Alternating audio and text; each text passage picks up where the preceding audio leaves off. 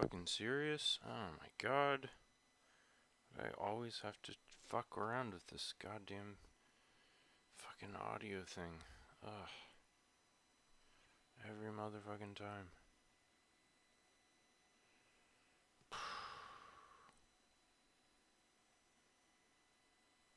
Where's the settings? Oh, here we go.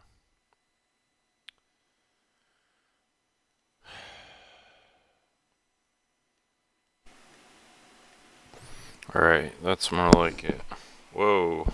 Okay. Peeky peeky. Ugh, what a pain in the ass.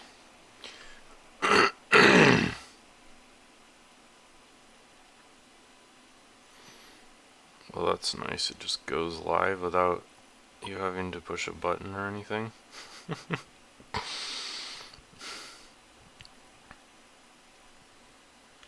That's new.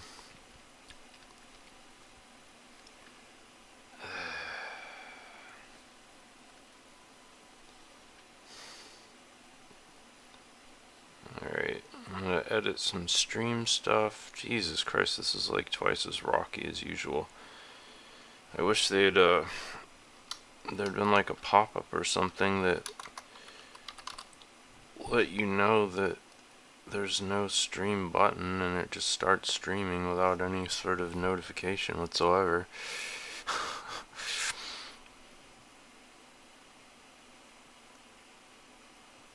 Okay. What about the description? Here we go. Alright.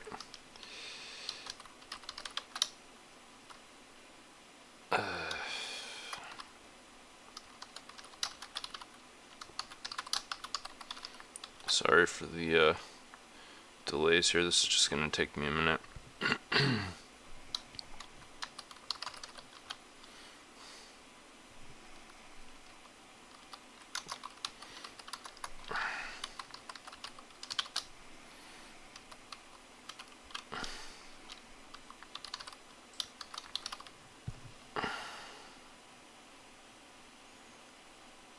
Okay, I think that's everything I needed to set up.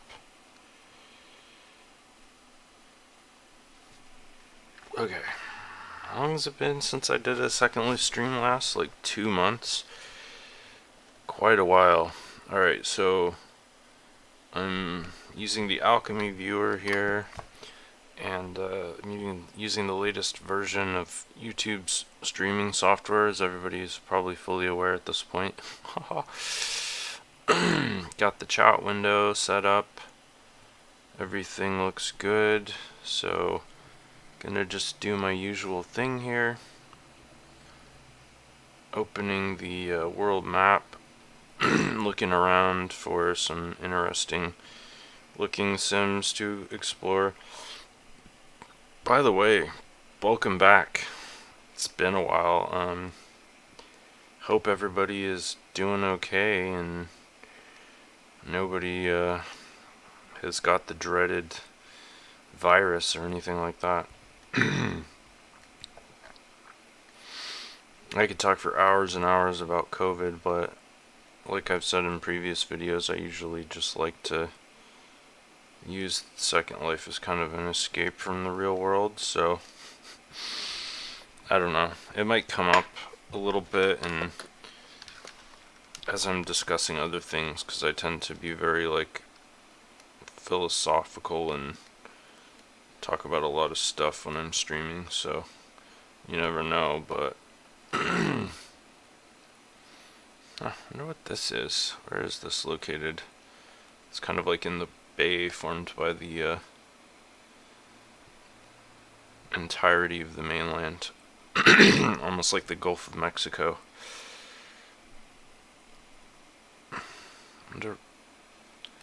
It's funny, these look kind of like Second Life Sims, but also not. But if this is not an official installation, it's without a doubt the largest independent development I've ever seen in Second Life. I'm gonna see if I can land on one of these Sims that's next to this like wall or whatever it is. This is a really curious structure. Probably restricted, but we'll see.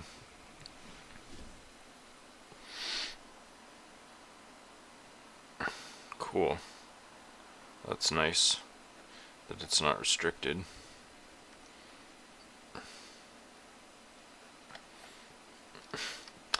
By the way, like something really interesting happened to me earlier in the afternoon. So there's kind of a wall here. It almost looks like it's supposed to be a canal. I wonder what those zigzaggy structures were on the other side. It's got some sort of like weak sauce topiary here. Maybe I can fly over this wall. Maybe it's not a restricted parcel. I'm just gonna test it out. See if I can get over here to this road at least. So yeah, this weird thing that happened to me earlier is like I logged into Second Life and I have like my bookmarks up here. And I always go, like, occasionally, if it's been a while since I logged in, I go to this one called Old Home, which is where, like, I used to own property about 1,000,000 years ago in Second Life. And one of the reasons I go there is just to see how the landscape has changed since the last time I was there, because it was kind of an interesting spot, like right on the top of this hill that overlooks a fairly large section of the mainland and then the Second Life ocean. And there was a whole bunch of developments there for a while. ACS Visitor, Azure Islands Estate. Wow, this is an independent development. Unbelievable. That's crazy. This is so huge. Like, check this out. I can't even imagine. They must be like... It's not letting me zoom out on the world map for some reason. That's weird. That's the first time I've seen that happen. My mouse wheel was disabled. Weird. So like, what is this? 1, 2, 3, 4, 5, 6, 7, 8, 9, 10 by 1, 2, 3, 4, 5. Like 50 sims? Well, 49 I guess. I don't know if this one's connected to the Azure. Like 50 sims. What is that? 50 times... Let's get my calculator here. 50 times... I'm just going to round up. 300. It's like 15 grand a month to lease all these sims from Linden Labs. That's pretty intense. Just a rough estimate here. So this is kind of similar to like the Anshi Chung sort of real estate empire, I guess, only personified on a more like rent-seeking sort of scale. An art gallery, might hit that later on. I just want to explore this development because this is such a massive scale. Also, let's see if the mini-map shortcut works.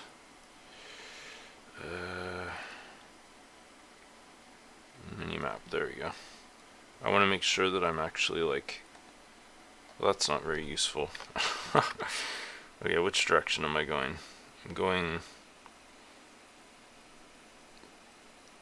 east, like down the length of the development. I guess that's fine.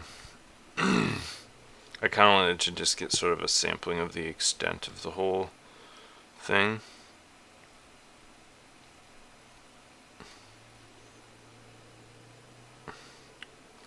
Pretty cool for an independent development. Kind of mind-boggling. I guess there are lots of people out there with a lot of money, which brings me back to what I was talking about earlier. So I went to my old holdings in Second Life and I looked out over the vista, and this was something that used to really bother me. There was a couple of buildings that other residents had erected that was like blocking my ocean view. I know this is the stupidest NIMBY type nonsense ever. Oh wow, they're like actually trying to like get me to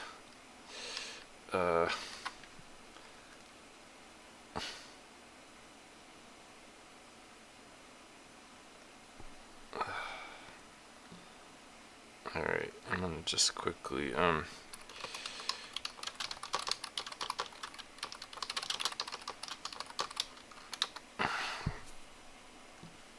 just trying to be polite, I guess. But anyway, so there was this skyscraper that was like probably 10 times higher than any other thing in the sort of skyline. Oh, looks like their rotation register's a little off on their gate. And then there was this really obnoxious, like, air control tower that was like, I don't know, it had been there forever. I think even before I bought the property, although I'm not sure because I know the skyscraper was new. But anyway, it really annoyed me because I had like this beautiful, amazing, expansive view all the way to the sea, and then this giant skyscraper just shows up one day and it's like blocking half of my view, and it was ugly as hell, like really low fidelity, like trash build, honestly. And and I was like, oh, no big deal. That's just some jackass. It'll be gone in like a couple of months at most, because it was like on a pretty big chunk of land. I was thinking like, oh, they're not gonna last. They're just gonna like fail like most of the businesses in Second Life. Little Pornhub theater down here in the basement. And then I'll get my view back, right? So I'll be damned if that that skyscraper didn't stick around for like the next 7 years. Over time, it almost became a little endearing. I was like, haha, there's the big ugly skyscraper again. Like, good on you for surviving all this time. So anyway, that was kind of like one of my benchmarks. Hey, Gamiki 400. I don't know if you're still in the stream or not. I'm just babbling, as usual, as I explore Second Life. Question mark. Anyway, that was one of my benchmarks. Every time I came back there, I was like, I wonder if that skyscraper is still there. I wonder if the air tower is still there. Because over the years, every time I came back to that particular area, it was something had changed. Like, Second Life is one of the coolest things, and also ironically one of the most sad, sort of depressing things about it is that it's constantly in flux. Like, I'm actually just trying to get out of this house now. Just trying to escape. Like, lost in bathroom number 4. So, what happens, of course, is... God, are there any doors that just lead outside? I have to walk all the way downstairs again? Oh, thank God, a sliding door. So, yeah, people buy property, they put a big building. God, that's kind of cool. It's like she's crying almost. I wonder if you made this. Rhea Johnson. That's neat. Things fail, and then they go away, and then the land is sold or abandoned, and then someone else comes along, buys it, and builds something. G Mike 400. Oh, cool, you make starships and cars? Nice.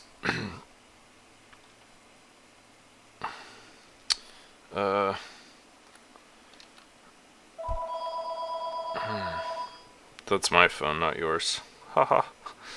But, I'm getting so distracted. I'm right at the end of the development. Yeah, so anyway, like, if you are just flying anywhere on the mainland, or literally anywhere in Second Life, chances are you're gonna see a different scene from month to month. That's a cool junk. Sandpan, never mind. Because of this turnover, this churn, I don't know what you want to call it, but it's just like, Second Life is very alive because of this sort of like programmable nature of the universe, that it's like programmable matter, and within moments an entire development can rise and fall, and if nobody's there to see it, that's cool. It's a snail house build like the one I made years and years ago with a little bit less of a detail. I'm gonna go inside. Oh, that's cool. You can see the shell in here. It almost looks like someone just tacked a house on top of a giant snail. Anyway, oh, there's where that weird structure was coming from. Cool seabirds. Yeah, so anyway, let me just get to the like bottom bottom line of what I was trying to express here, which is that I went back to my property today, and my ex property, and I was like blown away at how much the landscape had changed, because like in the last 3 or 4 years I noticed quite a bit of change. However, like there were certain things that remained the same. Like it was a lot different than in the heyday of Second Life, when there was like so many developments. Oh, I've been ejected. That sucked. I wanted to check out this lighthouse. I'm gonna have to eye on the sky it. Yeah, like so in the heyday it was like everywhere was populated. It was just like just structures all over the place. That's cool. And then after the big boom in Second Life, Cyberpunk Spiral Globe Lamp, that's pretty cool. After the boom, like I noticed a huge chunk of those builds and structures. Well, those are really cool plates. I wouldn't mind having some of those in real life. Argyle dining set, huh?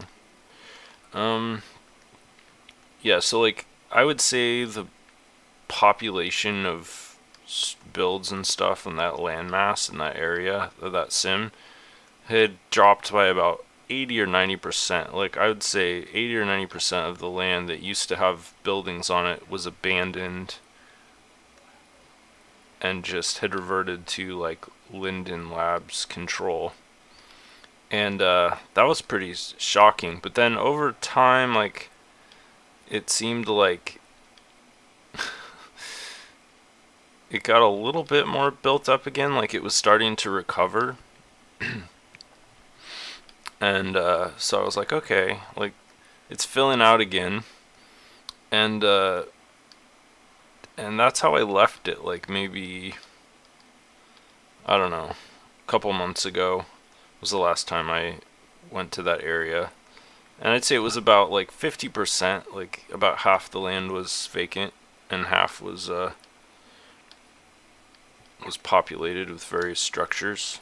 And of course the air control tower and the ugly skyscraper were still there back then.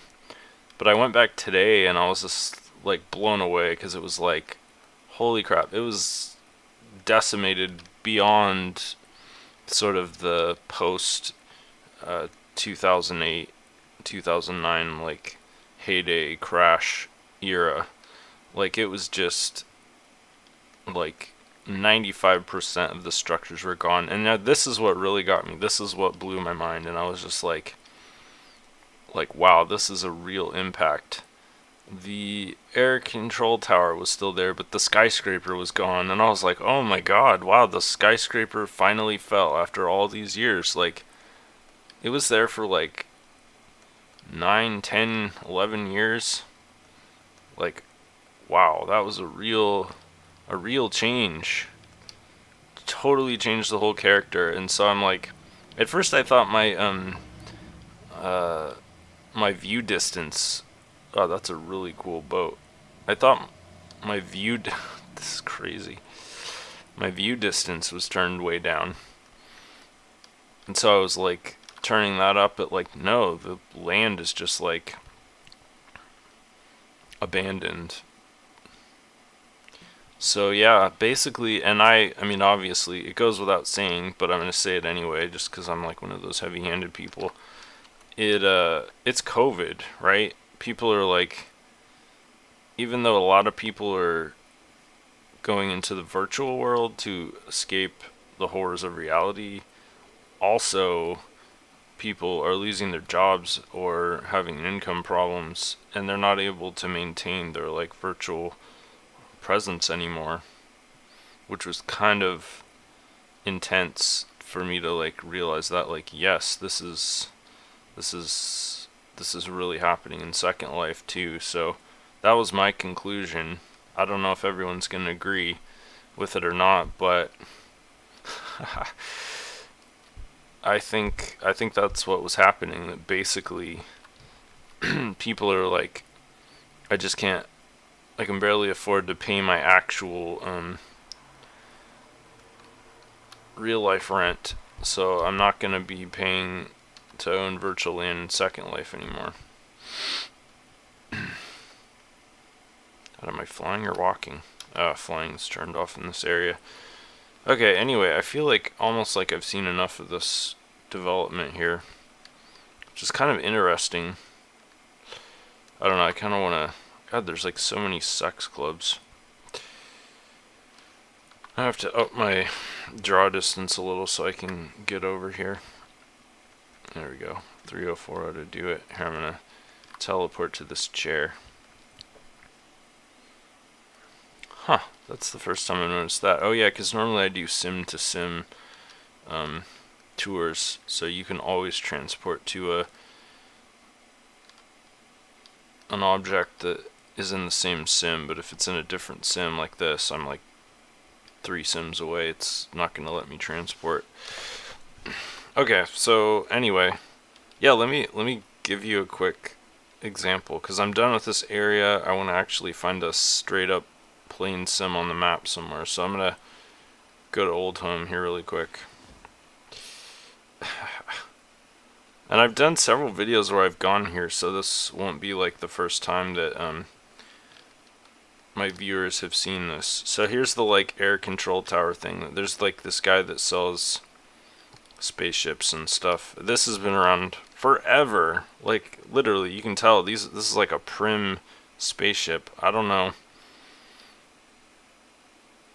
why this place hasn't closed down. It's so old. But anyway, yeah, that's been there forever, like right in my view. But there used to be a giant skyscraper right over here in this huge area, which is now abandoned land. So they finally were like, we just can't pay tier anymore. I don't know if that's a remnant of the skyscraper there, or if that's a completely unrelated structure. But yeah, anyway, okay. Enough of that. Let's find a good sim. Yeah, what do they say? What's the vernacular of the kids in this modern era? It's like the struggle is real.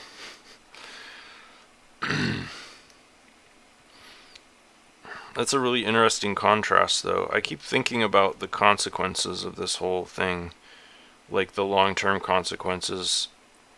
And it's like sort of like gentrification in a way, right? Because only the people who are like basically financially independent on some level or financially self-sufficient will be able to just like continue on like nothing has happened.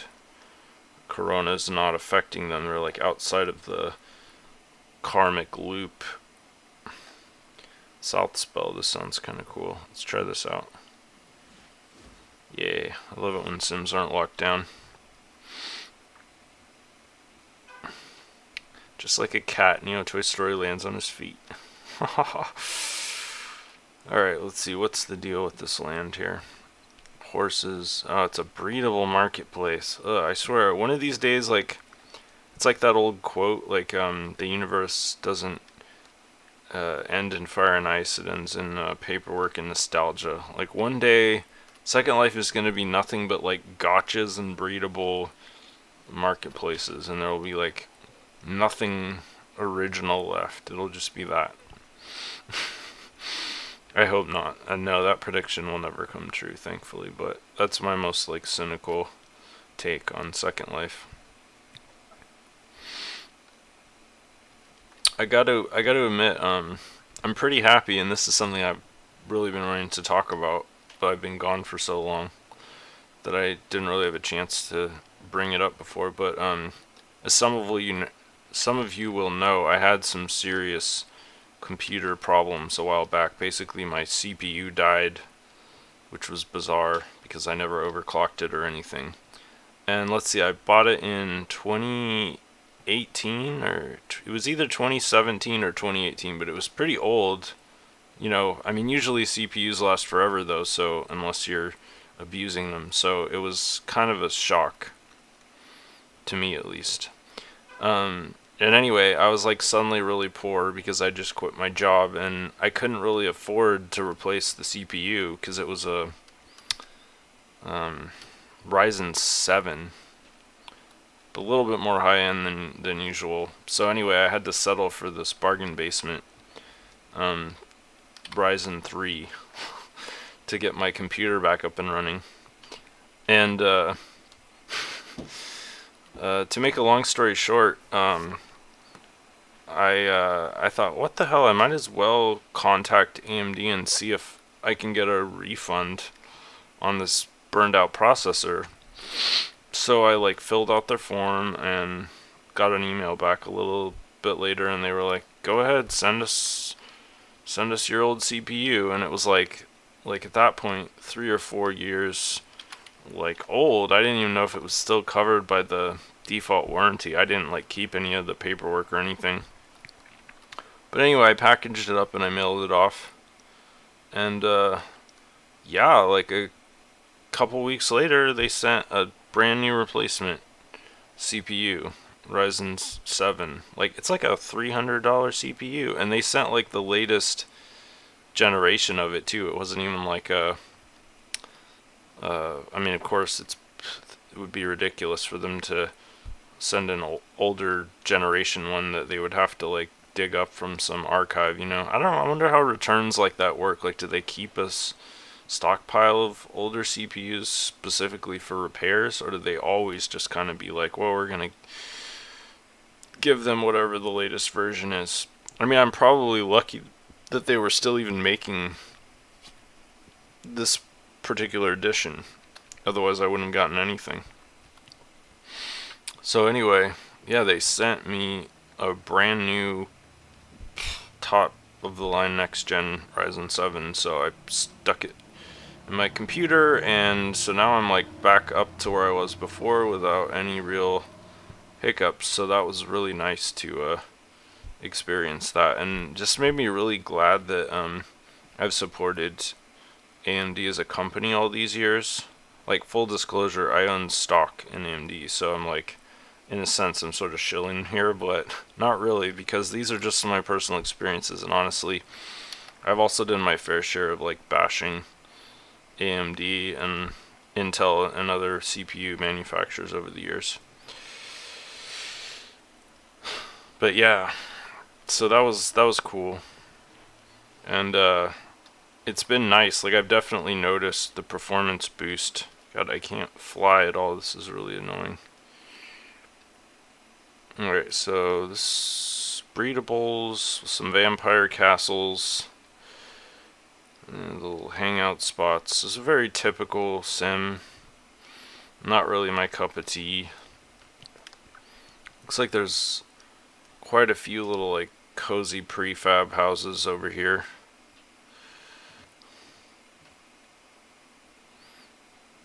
I like those glass floats, are nice. That's a really cool touch with the way the ropes are kind of like digging into the buoys. It's some nice geometry. Nice bakes on there too. I don't know, I could just iron the sky. I like that. It's a neat little print.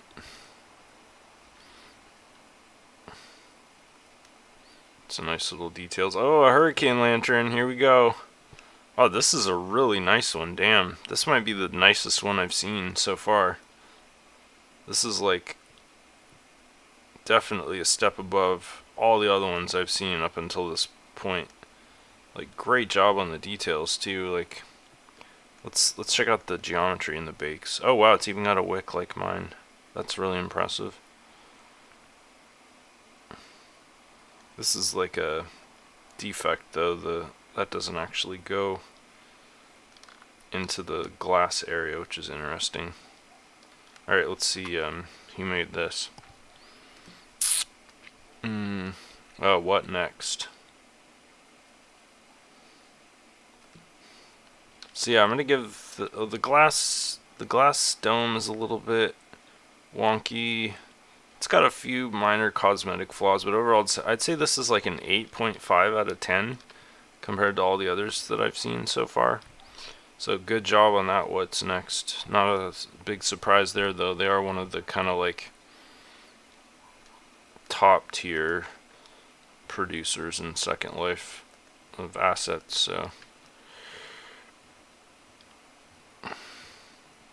so much to see just on this one sim.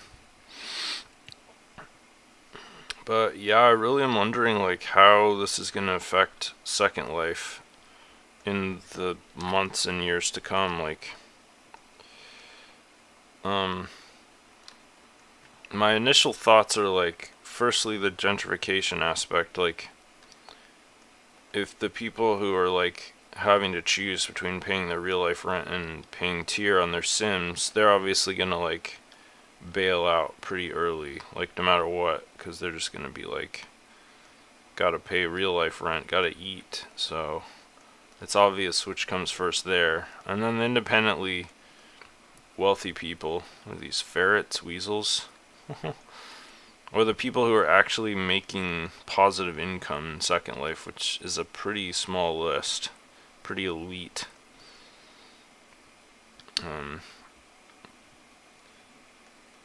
Group of people there. Oh, that's cool, that like fogger.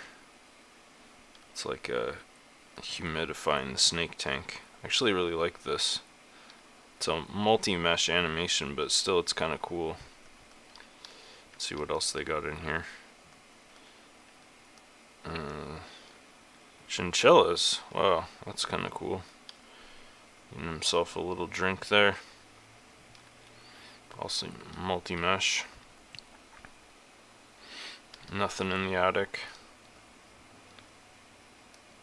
I've seen this build before.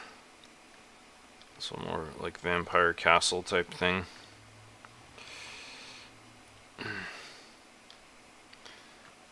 So, I mean, it'll be weird if Second Life is basically reduced to just that, because I feel like even though it's always been prohibitively expensive for people who are like me are basically below the poverty line,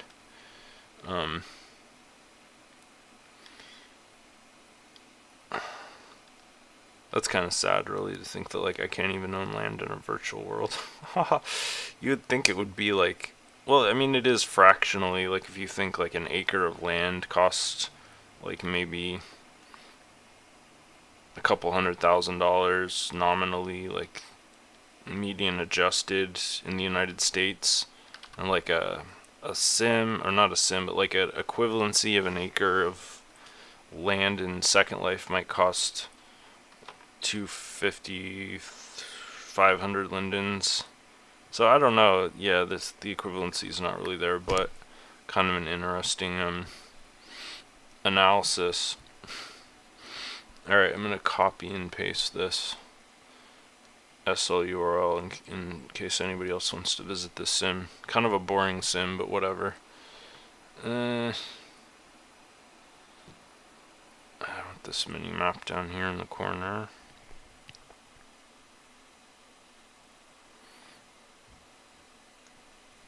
Okay, let's bring up the world map and find another sim to explore. That one just weeded my appetite. Huh, this is an interesting, I wonder what all those hexagons are.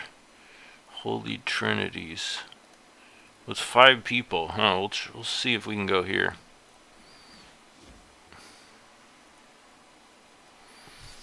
Nice. You've got 1/8 piece of land, Mike. Oh, this looks cool. This looks like one of those retro city builds. Wow, really high build quality so far, although this is a little anomalous. Like 50 lamp posts in a row. Probably still under construction.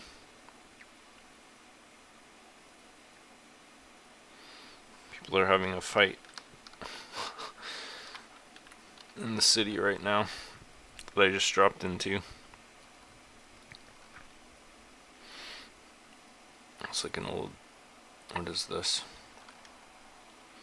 Vintage Hornet.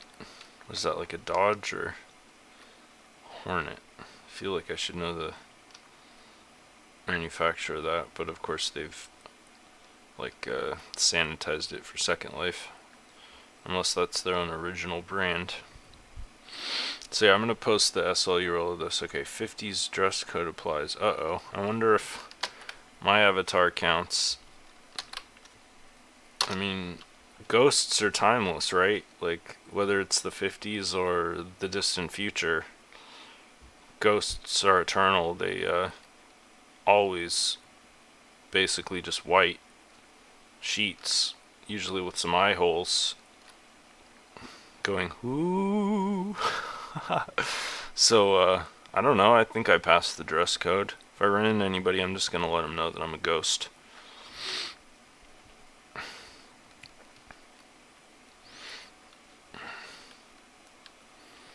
So yeah, I know I said I wasn't going to talk about COVID, but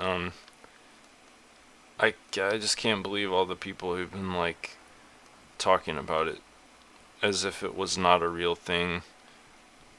Although I think now that there's 5 million cases in the United States or something, people are finally like unable in general to deny its existence. I personally did not know anybody with COVID until I think it was last week, and one of my partner's close friends, her and her daughter were diagnosed with COVID, and it took them a while to recover. So, like, I'm assuming that's a situation. This is a beautiful fountain that is repeating itself kind of over and over again throughout the country, where people are like, people who are skeptical or believe the conspiracy theories or whatever are like experiencing firsthand, like somebody they know or a relative or a friend who had been infected, and then it's like, well, it's kind of hard to deny at that point. Although there are always going to be some like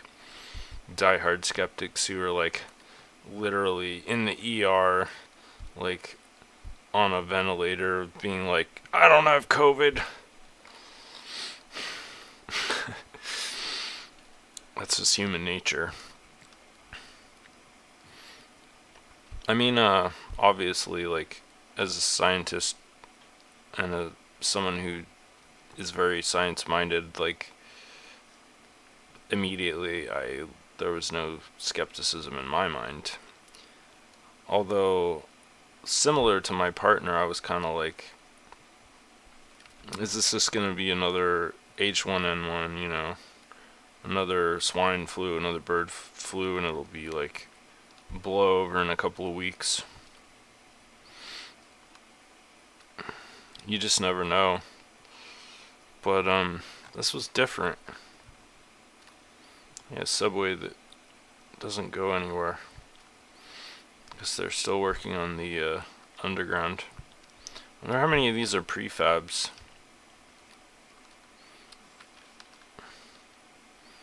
It's cute. It's awesome, actually. This Jogi Schultz dollhouse laundry shelf. It's awesome.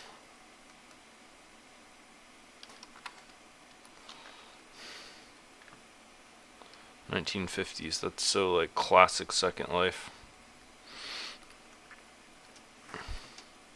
Some apartments, maybe.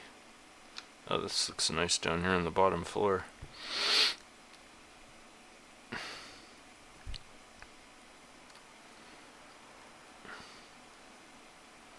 think I've seen this bar before.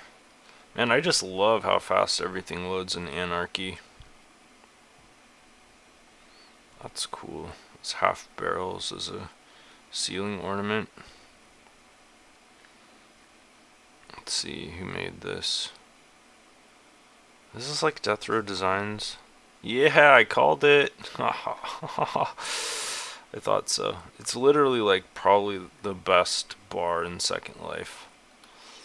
Death Row Designs just like nailed it. Oh, I got banned by that jerk? Really? Oh my god. What an ass. And also, what a pointless, impotent gesture. Just because I wasn't wearing 50s attire. Whatever. What a dick.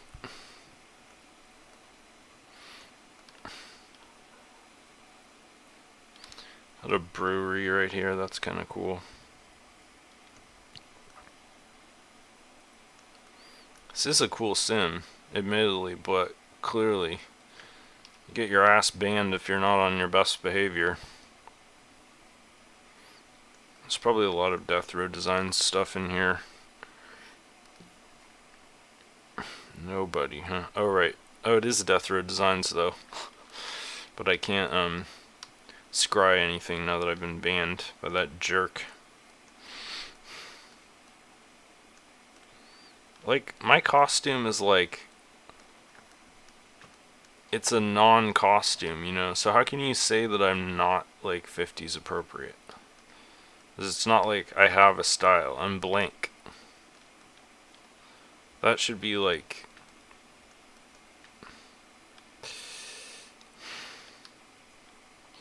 I don't know.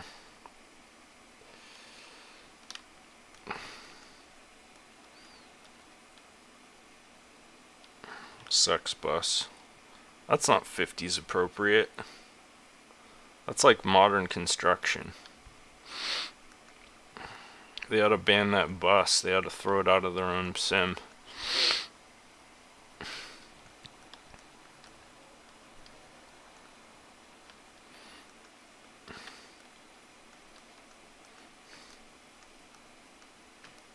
Really, they're just hurting themselves because, you know, there's always the Neo bump whenever I do one of these live streams. Traffic goes up by like 200%, so they're really just shooting themselves in the foot. This structure was kind of cool. I wanted to see what this was. That's just a drive-in. Plenty of diners.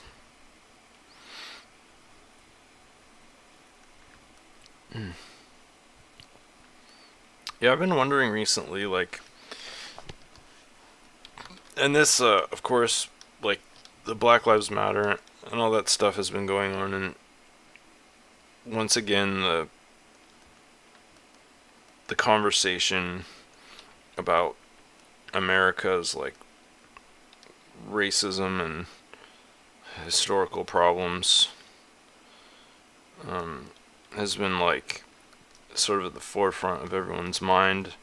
And in addition to that, I've been listening to all these podcasts. Oh, this is cool, a fish market. Like Philosopher's Zone and Nature and Nori, Carbon Removal Newsroom and all that. And sort of this thing has come up, at least for me psychologically,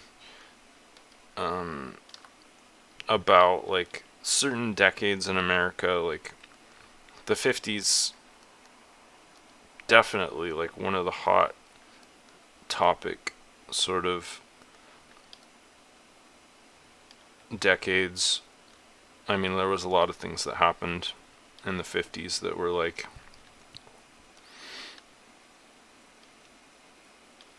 extremely racist. Of course, because it's really not that far away from like some of the worst periods of American history. So I don't know. There's this thought, like, I can't remember. Maybe it was in a TV show or something, or it could have been on one of these podcasts where they were just sort of like one guy was like blatantly talking, or not blatantly, like casually talking about um, the 1950s. Yeah, and I think this was on one of the Nori podcasts. And this is a really interesting phenomenon, I think.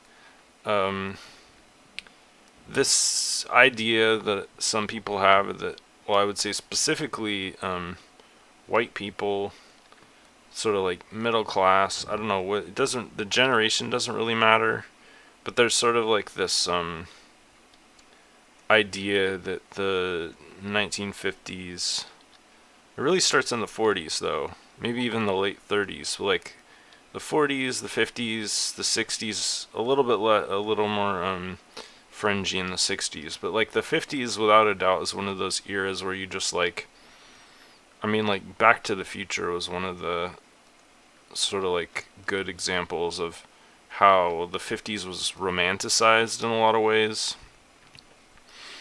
Um, just sort of like this idea, this weird idea that, well, at least if you're a white American, that you, like, the kids are playing in the street and, like, everything's perfect and there's just soda fountains and no violence and women are treated with respect and whatnot. And then it's, of course, it's like, you know, they say whitewashing, like, all of the dark and negative and unseemly aspects of society, which were also very alive and well during that period, are just completely swept under the white rug, which is kind of funny. So my personal like take on that, and something that I keep being really curious about, is like, is it possible to have a non-racist portrayal of the 50s? Or what I mean to say, that's confusing wording, but like, for example, in this particular sim here, which is like a vintage sim, which has a specific style and intentionally is supposed to be evocative of this time period in America, with very like Americana sort of elements. Is it possible to do this, to create something like this without being racist? Because, and here's where it gets really like complicated and confusing. Like, is it racist to depict a period of time, a society, in a society in an idealistic way without um without any sort of mention, or it's a lot of money in this brick building, like kind of like I was saying, whitewashing is the this is really hard to put into words.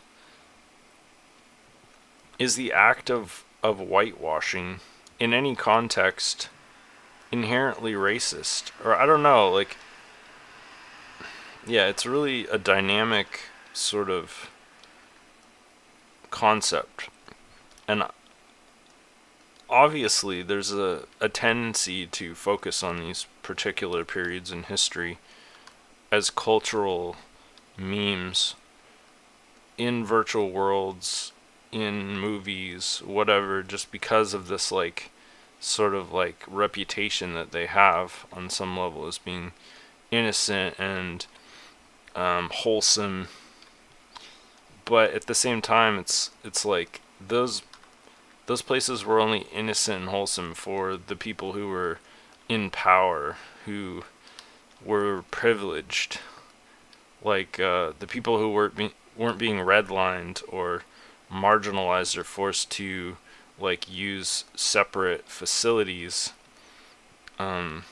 just because of their ethnicity or the color of their skin. So I don't know. In my opinion, and this is probably a pretty edgy thing to say, maybe, I don't know, but like I literally think it's kind of racist to create like this sort of whitewashed idea of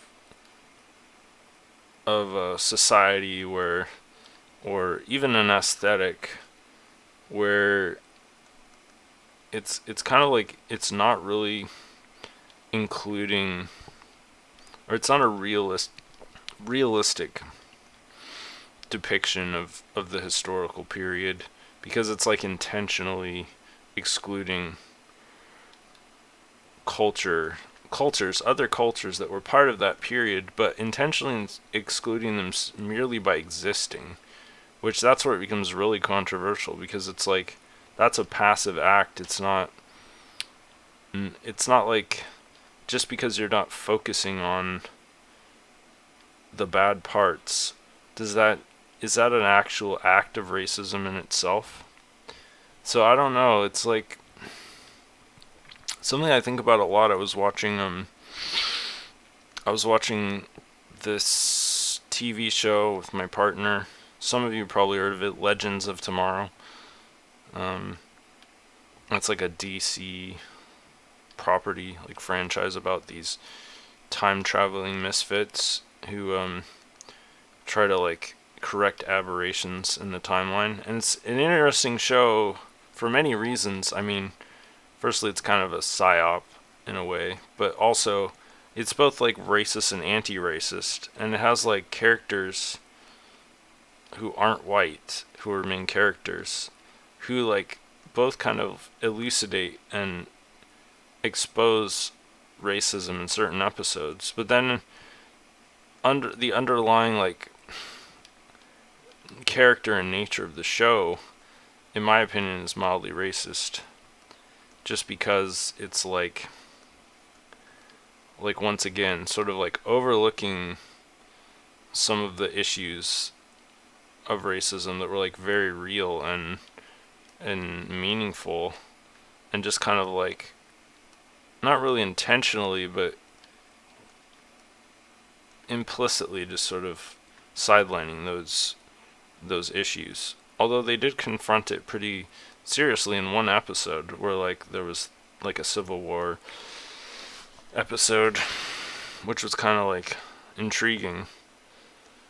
But I don't know. Then there's a lot of episodes where they go to certain periods in American history where racism is like very overt, in which case the characters, like especially the ones who are black, are like having to like confront that or deal with it, and it's really fascinating.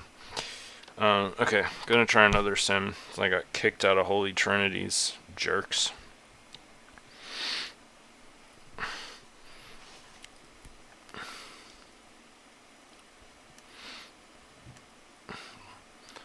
But yeah, I mean, alright, I'm gonna go back to playing planes really quick since my frame rate's so bad.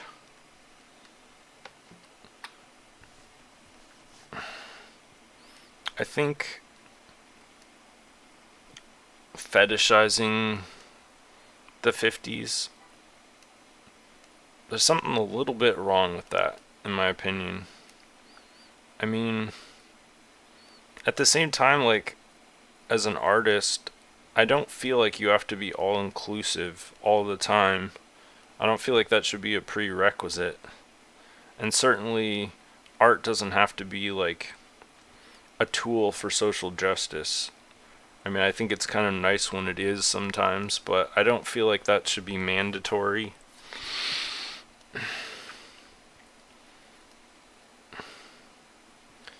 And it's really abstract when you look at it from a macro point of view. Like if you look at Western media, like television, and you just see like how much implicit racism there is in American television. It's really kind of shocking. And it's like, it's not a conspiracy necessarily. It's not like all those different shows and all the different producers and directors and actors and associations and support systems and all of that. It's not like they're all conspiring to create this racist presentation as a whole. It's just a side effect of systemic cultural racism that manifests in a macro way. unavoidably because it exists in a micro way, so it's just, it adds up basically. Little acts of racism eventually create large undercurrents of racism, which then manifest in the macro space. And like, if you ever needed proof of racism being a real thing in the modern world in America, that's all you need to do is really look at that macro view, because it's like very obvious once you take off the blinders and like wash away that whitewashing and see the tapestry underneath that is really quite terrifying, and the impact of things that happened so many years ago, 200, 400 years ago, it is still taking place in a very like distributed and yet tangible way. It's just about analysis. Alright, trying Dublin here. Probably just another sim I'm gonna get caked off of for not like wearing the appropriate attire. I guess I can sort of respect that, like, they have rules and they enforce them, because I've been to so many sims where it's like they're like, oh yeah, we got these rules and you gotta wear a costume, and then they don't do anything to you and you're just like wandering around. You see people all over the place wandering around that look nothing like the rules are outlining, and yet nobody enforces the rules. So it's actually kind of shocking and cool to see the rules enforced. It's not like the first time I've ever been booted off a sim for breaking the rules, but I'm impressed. I gotta give him a little begrudging respect, even though that guy was an asshole. He didn't even like contact me, he just booted me off. It's just rude.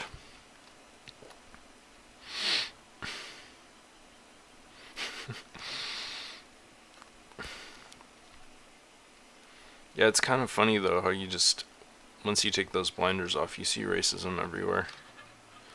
Ugh, I always double click on doors. It's like a instinct from my PC using days. That's funny, the city looks both very like familiar and unfamiliar at the same time. It's similar to the one I just left. Yeah, so whenever there's like a specific theme for a specific time period, that raises a few red flags for me, because I don't think it's a passive thing. It's not just a casual, coincidental decision.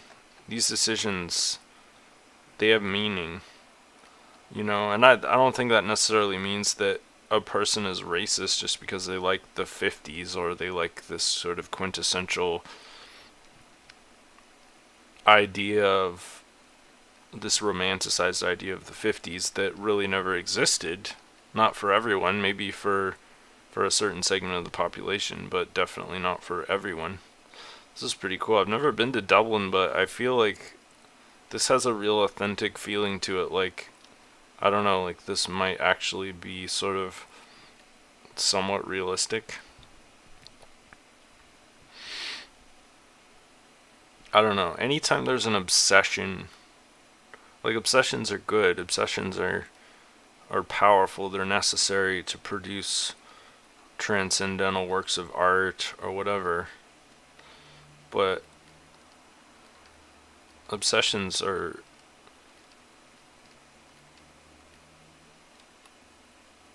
I don't know, they're a double-edged sword, and they can do a lot of damage and a lot of harm too. It's like a classic pub. It's pretty cute.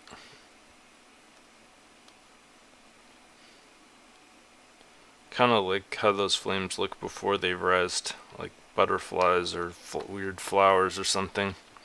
They got these clocks all over. Maybe those are really like popular in Ireland. This is cool. This is like very is this a bathtub? It's like the Corona stockpile of toilet paper. It's cool. They have like a washer in the bathroom. Kind of want to go upstairs.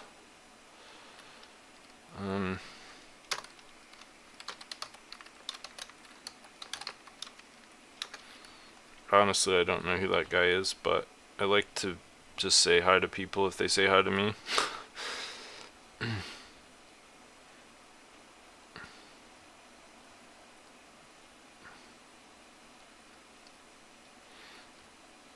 This is cool. It's got like a little bit of something on every floor. I like that.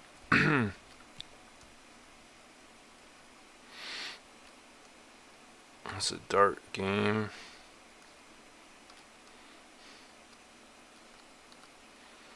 Yeah, sorry I have to turn the music off and leave the music off. Oh, that's cool. That's really similar to that build that I made recently on the with the country profile. That is Ireland, isn't it? I don't have to look this up now.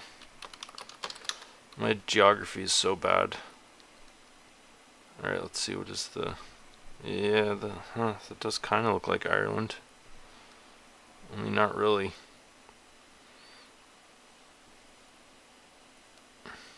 Alright, let's see if I can get the flag up here.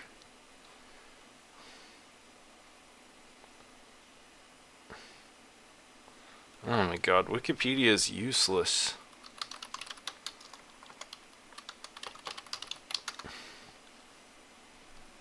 Yeah, so that is the Irish flag, and that is actually a very poor silhouette of Ireland, which looks actually not a lot like that.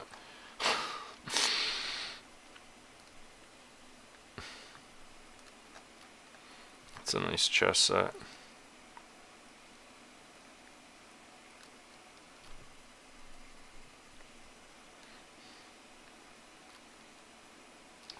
Alright, I think I've spent enough time in this bar. See if I can jump over the railing. Yeehaw. Whoops. Sorry, ladies.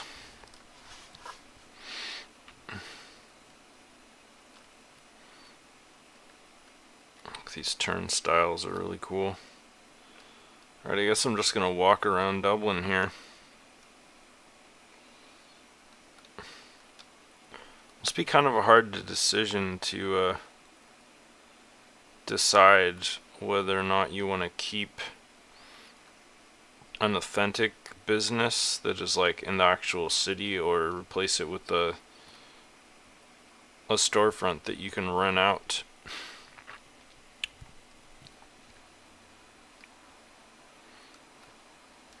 It's kind of a nucleus-based city model where it's like the core of the city is very like articulate and populous, and then as you start to move into the outskirts it becomes like less detailed. Although this isn't bad, this is above average, I would have to say. So I've been through so many cities now in Second Life, they're really common and popular. This one's probably like, I'd say it's about a mid-range in terms of detail, and although I'd like to do a satellite view here and see like what the layout looks like, because that'll tell you a lot about the quality of a city. No, it's not bad. It's a fairly simplistic layout, but that's cool, that beach over there. Man, I want to see the whole city. This is actually a really cool build. Let me, did I already post the, SLURL in there? I'm not sure. Yeah, I did. Great. St. Patty's Day Street Party was a few months ago.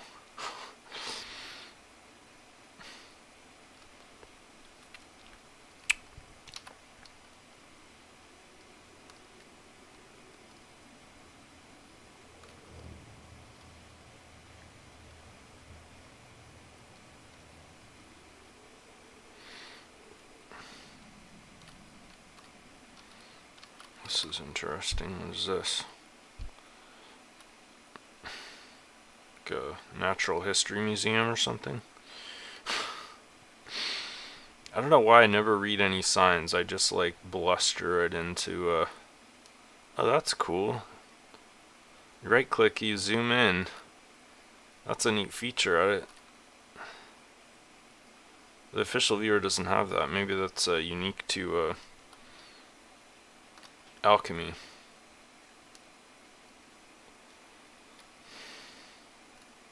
Maybe this is just a library, I don't know. Definitely some bookshelves in there.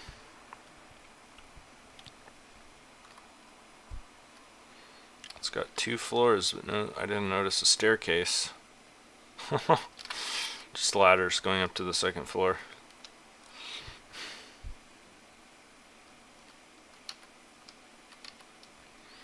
Okay, so back to the conversation that I was sort of having earlier, after I review this Hurricane Lantern, of course. Why is racism important? Why does it matter to me personally? Like, why do I care about any of that stuff? This is like a 0.5 out of 10. This is total crap. It looks like a sculpt. Here's the most absolute salient and compelling argument I have ever heard for racism. It kind of sidesteps a lot of the controversial aspects, and there was some famous quote having to do with this, but I'm just going to paraphrase. But basically, wasted potential is the greatest, most horrible, criminal aspect of racism. Because anytime you take a human being, regardless of their ethnicity or genetics or whatever, and you say, like, this human being is part of a group, and that group, for whatever reason, deserves to be treated differently than other groups, you change the circumstances that individual exists in. And whether that's a subtle change or a dramatic change, it's a change. And the potential for that person to reach their absolute, like, pinnacle of, you know, self-expression or productivity or whatever you want to call it, like, is also changed. And it's almost universally diminished. The same is true when, incidentally, when you take a group of people and you say, these people are special. This person deserves more resources, or more attention, or more this or that. And when you give that to them, then suddenly their potential increases a lot. Their productivity increases. Obviously, this is all potential, right? Because that's what it's all about. Because you never know what's going to happen when you have a new human being, a new life, or even a non-human. You don't know what it's going to be. Like, a new plant grows in an abandoned field. It could be the next, like, nutritional staple, or it could be the next, like, plague vine that takes over the country. It's just like coronavirus. Nobody had any idea that that virus was going to become what it was. It could have just been another bird flu, but because of the unique genetic, you know, properties. And so that's sort of the key of everything, is that racism is an artificial alteration to natural circumstances and potentials that sort of upends everything. If you have a person who might have been the next Einstein, who is racially discriminated against, denied opportunities, is systemically oppressed and undermined and marginalized until they basically can barely even survive, then you lose out on all the possible benefits that that person could have contributed to society as a whole. And like, honestly, I feel like even as someone who used to be a nihilist, like if you believe in anything at all, the one thing that I think anyone on earth could in some level believe in is that when people are allowed to work together and be productive and are not artificially impacted in a negative way, that good things can come from that. Good things for humans, not necessarily good things for the ecosystem or for the world as a whole, but good things for humans.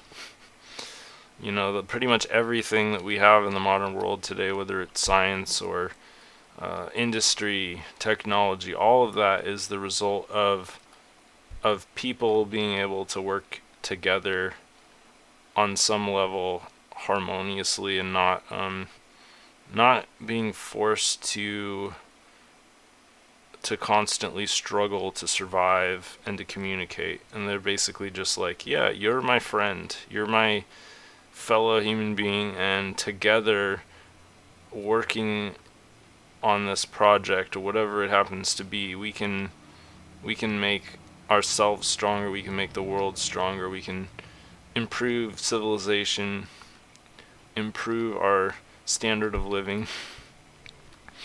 So racism is like, people are like, oh, we can take a shortcut.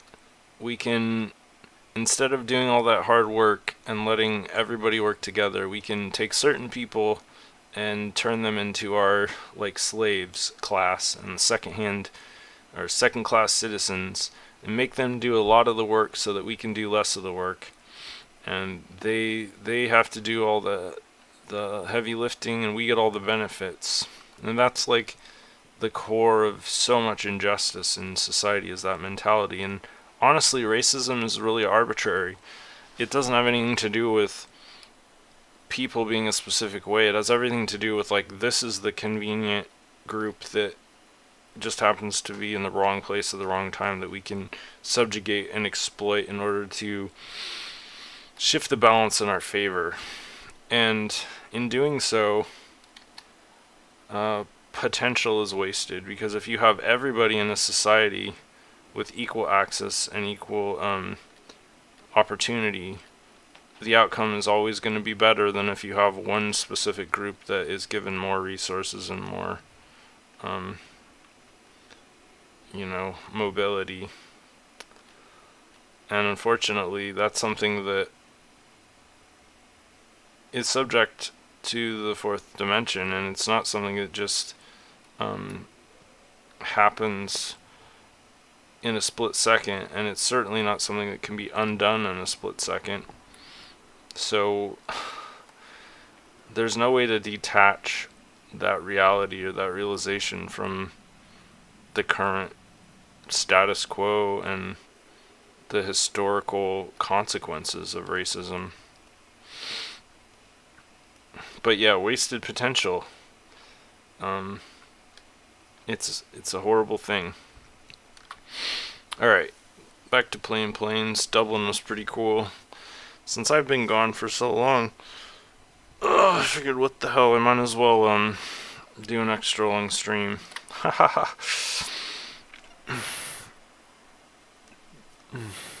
think I'm good for maybe one more sim. We'll see. If it's a sucky one, I'm just gonna crash the stream. Okay, what's this? Tissium. Maybe it's an acronym. No descriptive metadata. Let's see if we can go here. Oh, I've been so lucky today. Like every sim that I've tried to go to, I've just gotten right in. That's so rare. Alright, let's get rid of that landmarker. This looks kind of cool. Very like futuristic, forward-thinking kind of design and architecture. It's a beautiful little mini map here. Gallery, workspace, auditorium, plaza, and I'm right in the middle. We got orientation, sandbox, 2 sandboxes. This is cool. Like, what is this? Tesium. That's gotta be an acronym. Yeah, this is awesome. Whoever like designed this really like had a clear vision. And it looks like they used a lot of large primitive objects in order to economize, so that they would have plenty of land impact available.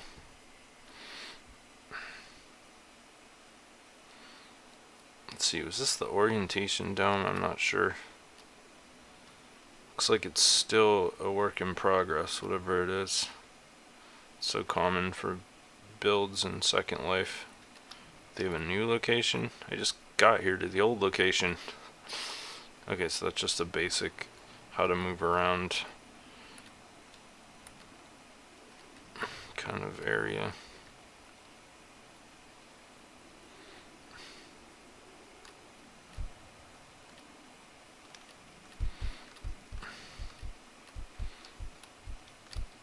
I'm like stuck in some invisible thing here.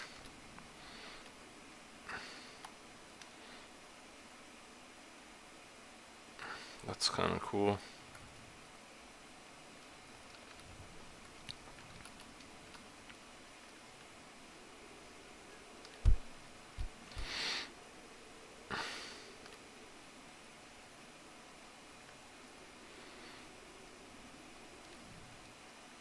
I feel like I wanted to look at the gallery, but even though I look carefully at the mini-map, here's the Colosseum, or whatever they called it, can't remember.